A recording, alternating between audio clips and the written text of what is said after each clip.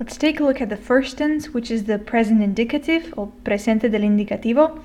And if we want to make a direct connection to one of the existing English tenses, we could say that presente del indicativo is the same as present simple in English. So the use of presente del indicativo will be the same as the use of present simple, so you could use this for repetitive actions, like for example, I play volleyball every Tuesday, or I go to school. You could also use it for descriptions of yourself, your family, of places, of your daily routine. You can say things like, I have short hair, or my mother has blue eyes. So all of these things are what you would use the presente del indicativo for. Now I have mentioned previously that the main difference between creating sentences or changing verbs in a sentence between English and Spanish is that in Spanish, the verb has a different form depending on the person that you use it with. So with every single person, the form of the verb changes. And right now we're going to look at the different suffixes that we'll be using for the different persons.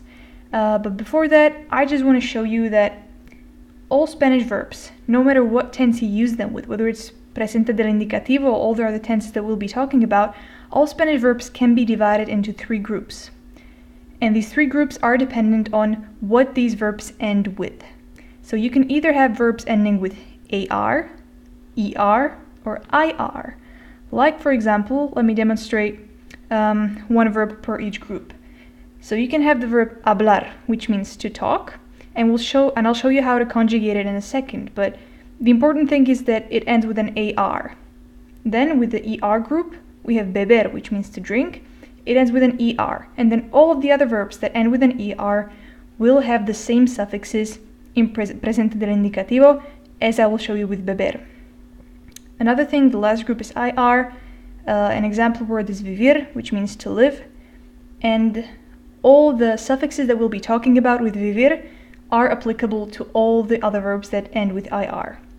Okay, so I think that we've got that covered. And let's look at the first group of verbs, which end with AR.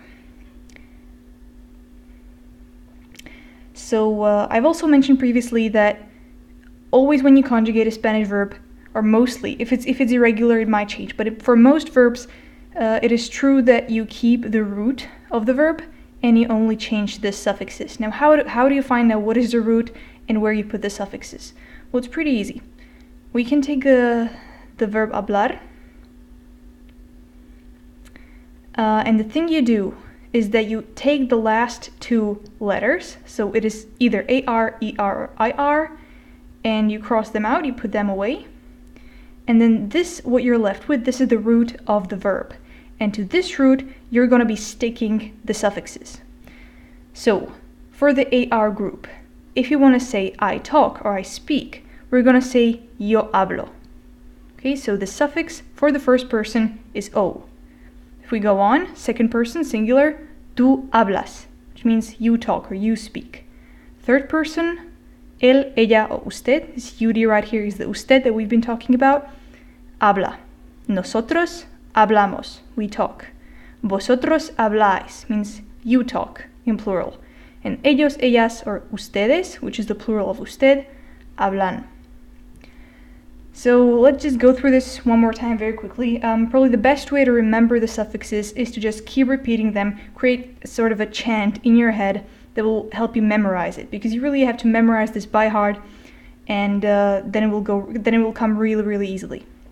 So yo hablo, tú hablas, él habla, nosotros hablamos, vosotros habláis, ellos hablan. Once more, just the suffixes o, as, a, amos, ais, an. And if we took any other verb ending with AR, we could apply the same thing.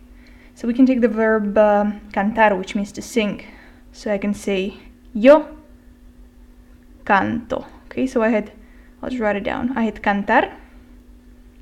I took away the AR, so I was left with the root of the verb, and I just took the suffix for the first person, I put it to the end, and I was left with the correct form of the verb for the first person. So yo canto, tú cantas, él canta, nosotros cantamos, vosotros cantáis, ellos cantan. And you could do this with any verb ending with AR.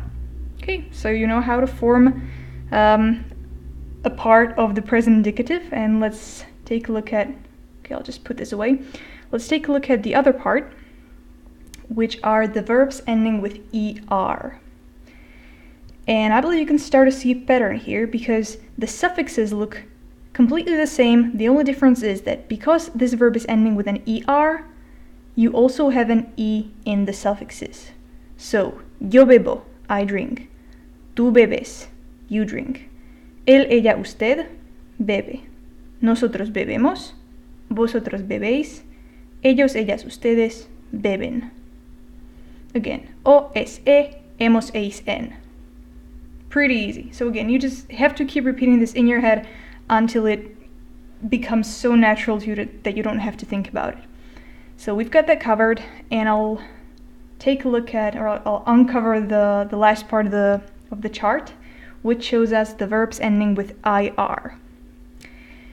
And you probably may have thought that we'll have the same pattern going on in here just with an I, since the verbs end with ir, that we would have an I in all of the suffixes. But this group is a bit special, and I don't really know the real reason behind this. I don't really know why we don't have an I in all of the suffixes, but it's probably because of pronunciation. E is probably more easily pronounced than I.